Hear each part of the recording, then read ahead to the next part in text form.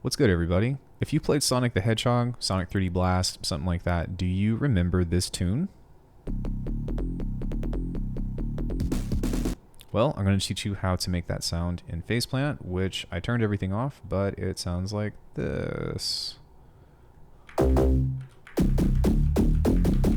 I can't play it that fast. I'm on a little QWERTY keyboard, but this is pretty much almost the exact same thing minus the noise aspect of that, but we'll talk about that here in a little bit, and we're going to quickly talk about how easy this patch is. Before we do that, I do have one request. Please just like the video. I don't even care if you subscribe, but something else that will be extremely helpful or that I would love to see you show up at is my live streams. I stream Monday, Wednesday, Thursday, Friday, and I've just been doing production, making lots of halftime beats, lots of experimental sound design. My name's Alckemy if you don't know who I am. I've got lots of videos and tutorials for you to jump into. All right, that aside, let's go ahead and talk about this. It's so easy that anybody can really do it.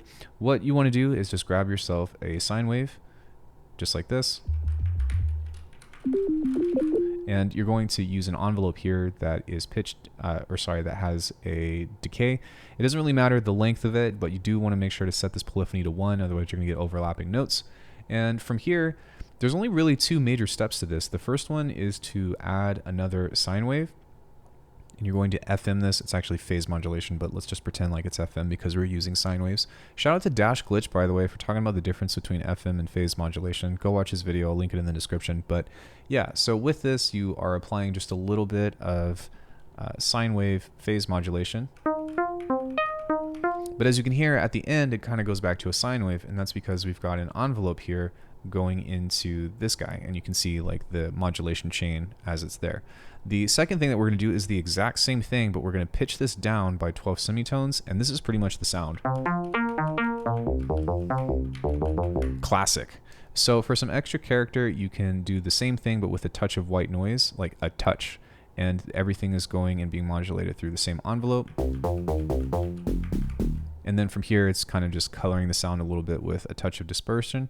The reason why I did this is because it makes the top end sound a little bit more lasery. Can you hear that? The pew pew. Hopefully you can hear the difference. But after that, I've just added a little bit of distortion. And that makes it nice and fat.